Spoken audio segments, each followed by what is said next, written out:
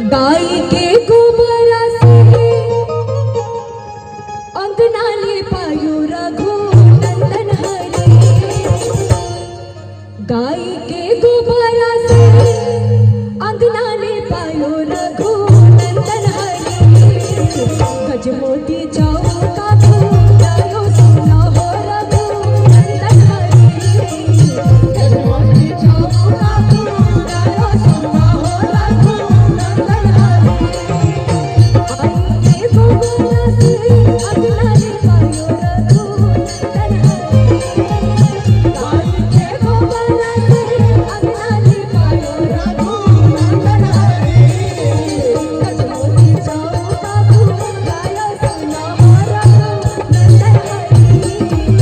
गजमोती चौका फूलायो सुना हो रघु नंदन हरे।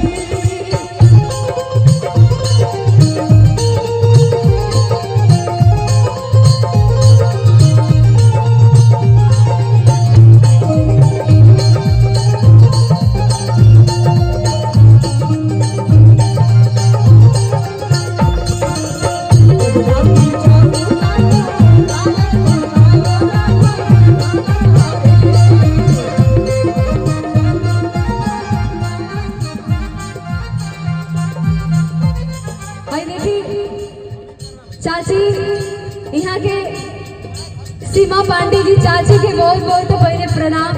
आपके सबसे पहले आशीर्वाद मिला था भैया के बाद, सुनील भैया के बाद, और आप प्रसून भैया के और मंजरी के आप मम्मी है।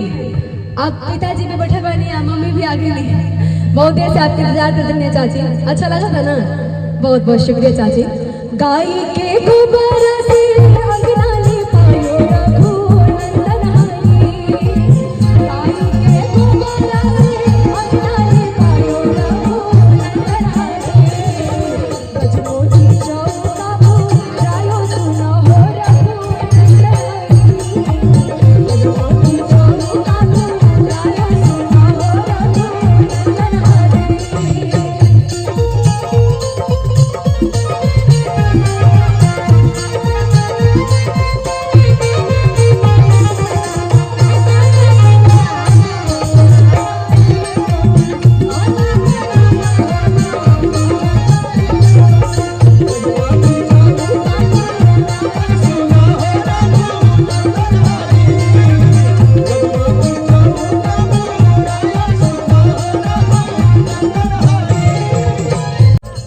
अछत चंदन फूल थाल सजायो रघु नंदन हरे। अछत चंदन फूल थाल सजायो रघु नंदन हरे। अछत चंदन फूल थाल सजायो रघु नंदन हरे। माई बगिया नाचा लालो सुना हो रघु नंदन हरे।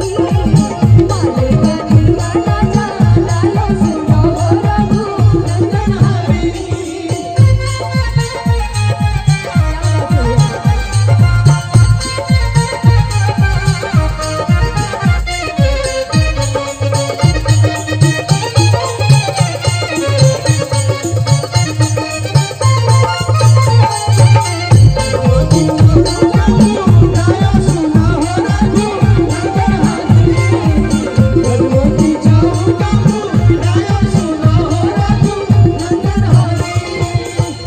अच्छा, ये गाना के आप लोग सुन ले बाने ना?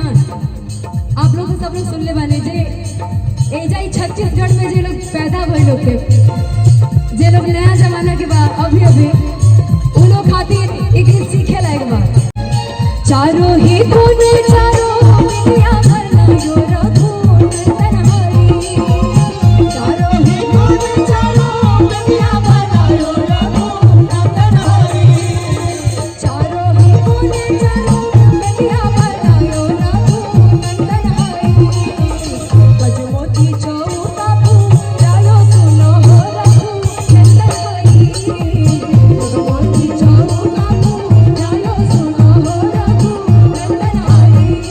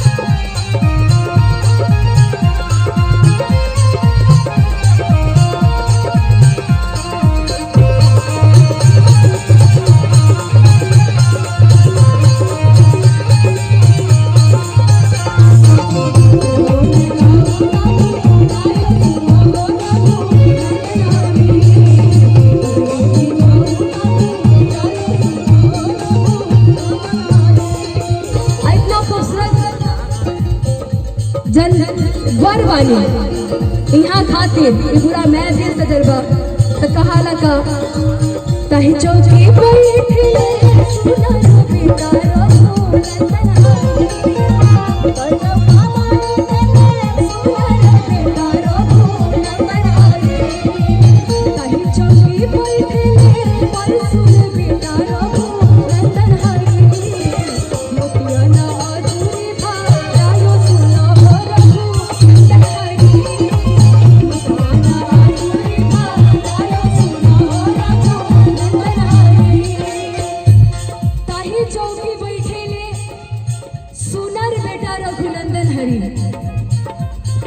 भगवान राम के नाम हरि के नाम जब के ये कार्यक्रम इस शुभ तिलकोत्सव के आगाज होला हाथ के यहाँ के पूरा एकदम भर अजूरी अच्छत रखाला ताही चौकी बैठले सुना